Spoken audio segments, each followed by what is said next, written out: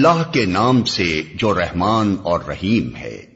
المائدہ نام، اس سورہ کا نام 15ویں رکوع کی آیت هل يستطيع 尽力痛才能够拥抱天空，让风为我歌颂。 من السماء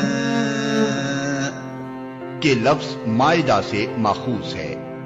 قرآن کی بیشتر سورتوں کے ناموں کی طرح اس نام کو بھی سورہ کے موضوع سے کوئی خاص تعلق نہیں، محض دوسری سورتوں سے ممیز کرنے کے لیے اسے علامت کے طور پر اختیار کیا گیا ہے۔ زمانہ نزول، سورہ کے مضامین سے ظاہر ہوتا ہے اور روایات سے اس کی تصدیق ہوتی ہے کہ یہ صلح حدیبیہ کے بعد 6 ہجری کے اواخر یا 7 ہجری کے اوائل میں نازل ہوئی ہے۔ ذیقعد 6 ہجری کا واقعہ ہے کہ نبی صلی اللہ علیہ وسلم 1400 مسلمانوں کے ساتھ عمرہ ادا کرنے کے لیے مکہ تشریف لے گئے، مگر کفار قریش نے عداوت کے جوش میں عرب کی قدیم ترین مذہبی روایات کے خلاف آپ کو عمرہ نہ کرنے دیا اور بڑی رد و قد کے بعد یہ بات قبول کی کہ آئندہ سال آپ زیارت کے لیے آ سکتے ہیں۔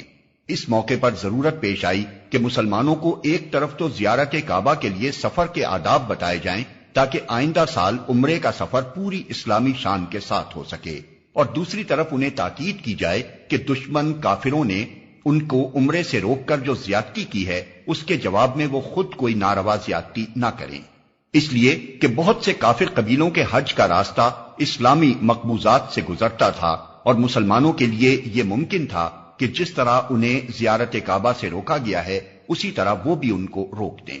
یہی تقریب ہے اس تمہیدی تقریر کی جس سے اس سورہ کا آغاز ہوا ہے۔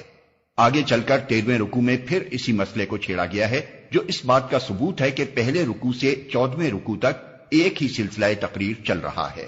اس کے علاوہ جو دوسرے مضامین اس سورہ میں ہم کو ملتے ہیں وہ بھی سب کے سب اسی دور کے معلوم ہوتے ہیں۔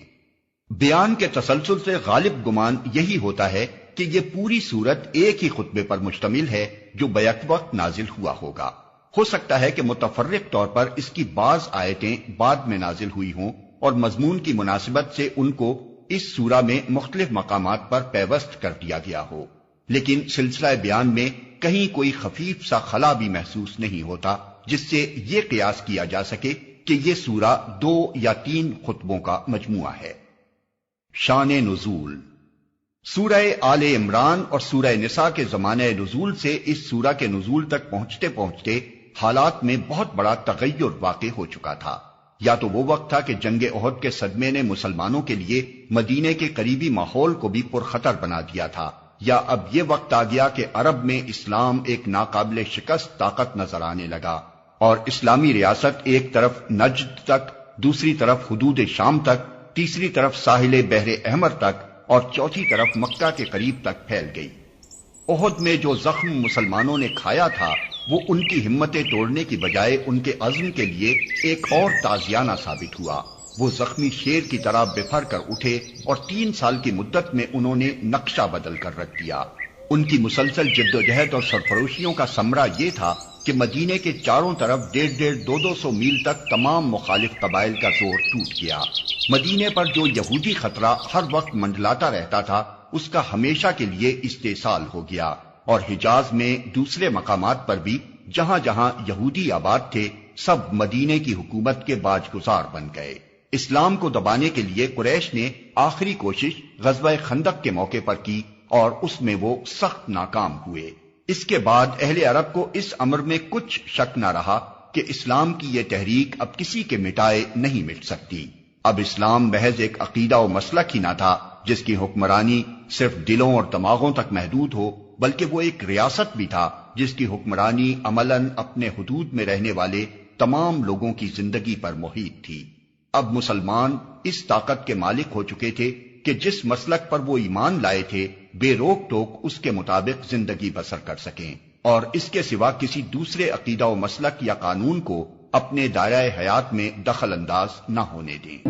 پھر ان چند برسوں میں اسلامی اصول اور نقطہ نظر کے مطابق مسلمانوں کی اپنی ایک مستقل تہذیب بن چکی تھی جو زندگی کی تمام تفصیلات میں دوسروں سے الگ اپنی ایک امتیازی شان رکھتی تھی۔ اخلاق، معاشرت، تمدن، ہر چیز میں اب مسلمان غیر مسلموں سے بالکل ممیز تھے۔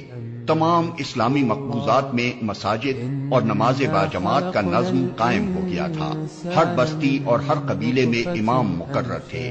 اسلامی قوانین دیوانی و فوجداری بڑی حد تک تفصیل کے ساتھ بن چکے تھے اور اپنی عدالتوں کے ذریعے سے نافذ کیے جا رہے تھے۔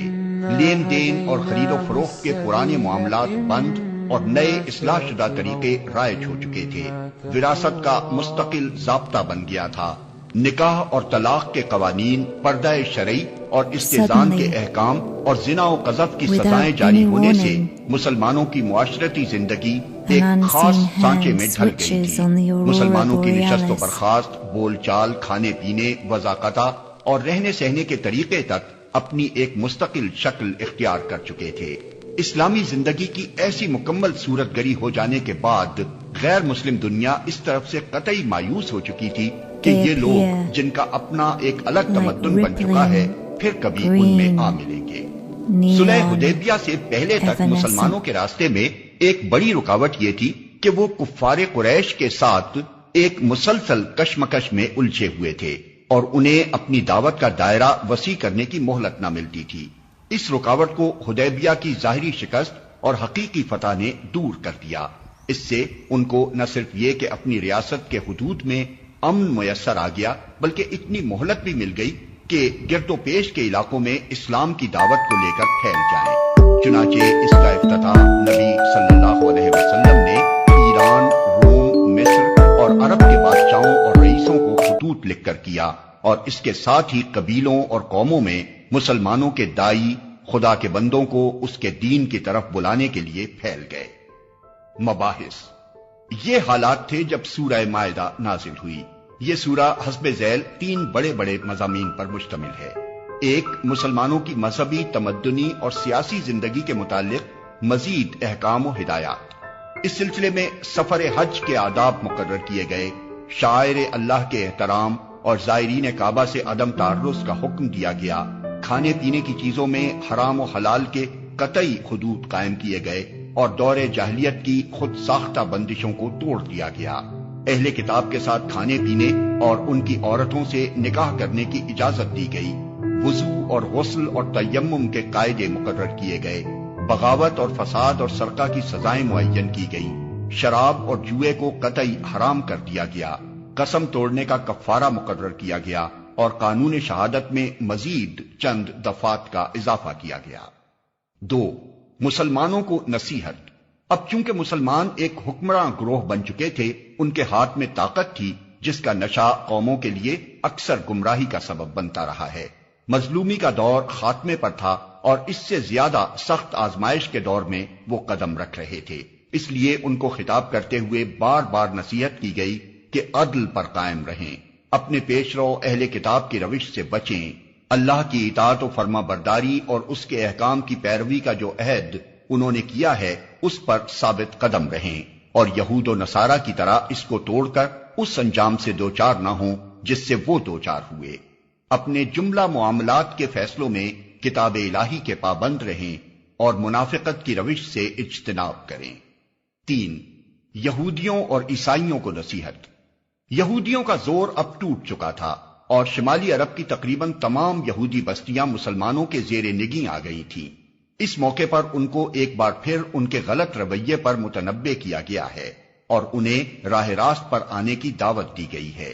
نیز چونکہ صلح حدیبیہ کی وجہ سے عرب اور متصل ممالک کی قوموں میں اسلام کی دعوت پھیلانے کا موقع نکل آیا تھا، اس لیے عیسائیوں کو بھی تفصیل کے ساتھ خطاب کر کے ان کے عقائد کی غلطیاں بتائی گئی ہیں اور انہیں نبی عربی پر ایمان لانے کی دعوت دی گئی ہے۔ ہمسایہ ممالک میں سے جو قومیں بت پرست اور مجوسی تھیں ان کو براہ راست خطاب نہیں کیا گیا، کیونکہ ان کی ہدایت کے لیے وہ خطبات کافی تھے جو ان کے ہم مسلک مشرکین عرب کو خطاب کرتے ہوئے مکے میں نازل ہو چکے تھے۔